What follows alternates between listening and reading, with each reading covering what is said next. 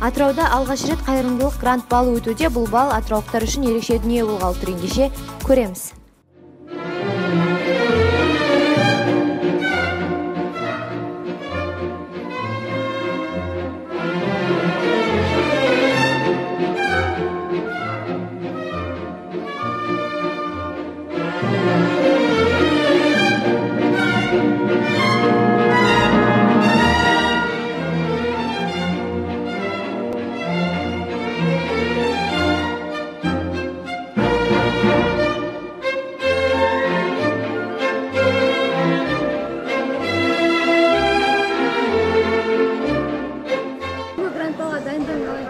Дайындық өз деңгейінде бәрі жақсы, өте керемет. Ең бастысы көңіл-күй бәрі жақсы тарап. Бүгінгі грант балдан енді алғаш рет Атырау қаласында ұйымдастырылып жатырғандықтан өте жоғары деңгейде өтуі тиіс. Өйткені келесі жылда дәл осындай жоба жалғасын табады деген сенімдемін.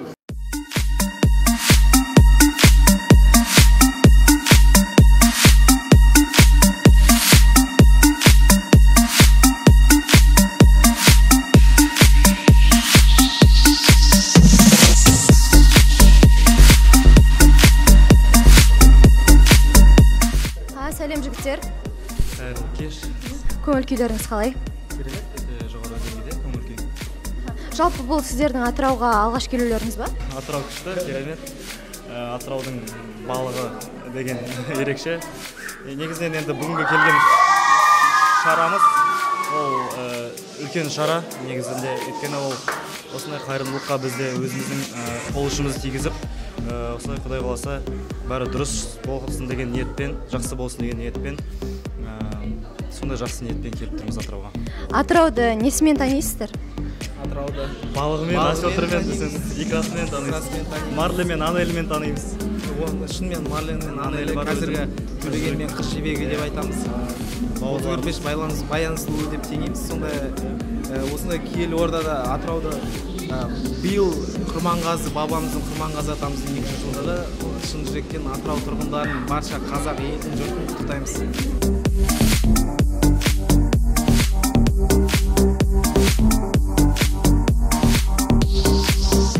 Білмеу мүмкін емес. Ол Атырау деген ол нағыз мұнайлы өлке, нағыз қазақтың менмін деген азаматтары, тұлғалары өмірге келген үлкен қасиетті мекен. Сондықтан да ол Қазақстанның қай өңірі болмасын, біз білуге міндеттіміз. Оның ішінде Атырау тарихы терең, қойнауында талай дүниелер болған, еліміздің тарихында өзіндік орны бар үлкен орда. Сондықтан да Атырауды білмеу мүмкін емес. Атырауға әр келген сайын мен қуанып келемін және қуанышты сәттер көп Атырауда өткен. Атырауға мұнайдың, балықтың деп айта алмаймын. Тамаша бір ауа, таза ауа және де бір ерекше бір өзінің Атыраудың тынысыңды ашатын ерекше бір ауасы бар. Сондықтан да мен оны мұнай болмаса балықтың иісі деп бөле алмайды екенмін. Таза ауа.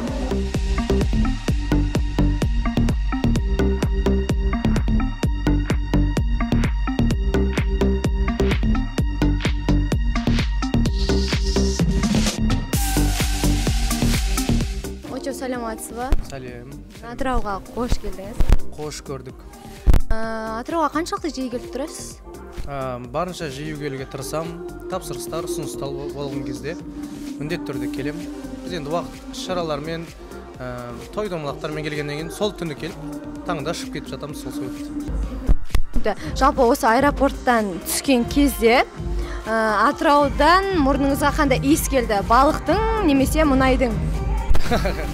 Енді бұл жақта достарым көбінде балық сыйлап жіберген, жетісуға алып кетесің деп.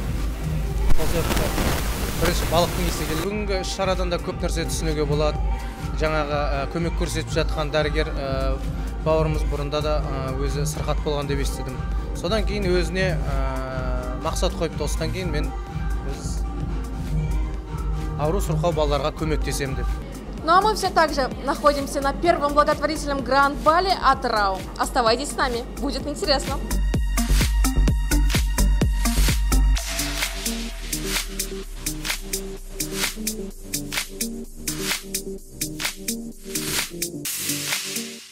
так как Камшат Жолдыбаева отказывается давать нам интервью, мы решили взять интервью у одного из организаторов. Даурен, Привет. пару слов о проходящем мероприятии от организатора. Хорошо. Самое главное, мне кажется, все проходит на уровне. Большие эмоции. Был танец Ерлана с Айгерим и поддержка его брата. Вот это было мощно, честно сказать. Для меня было взрывное, прямо фишка сегодняшнего дня. И думаю, это зацепило всех. Не только меня, честно сказать, в душе зацепило меня, конкретно зацепило. Прямо потом я поговорил с Ерланом и с Ербулатом поговорил, пообнимались. Прямо, знаете, этот проект делает людей ближе. Даже дебютанты даже они как будто семья одна целая.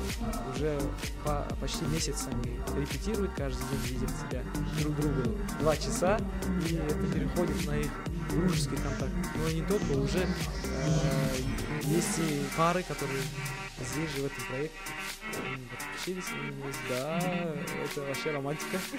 И это не одна пара, их несколько. Есть семейная пара, которая ждет ребенка, но все равно здесь, в этом проекте, это их 3-й ребенок, но все равно они здесь, в этом проекте.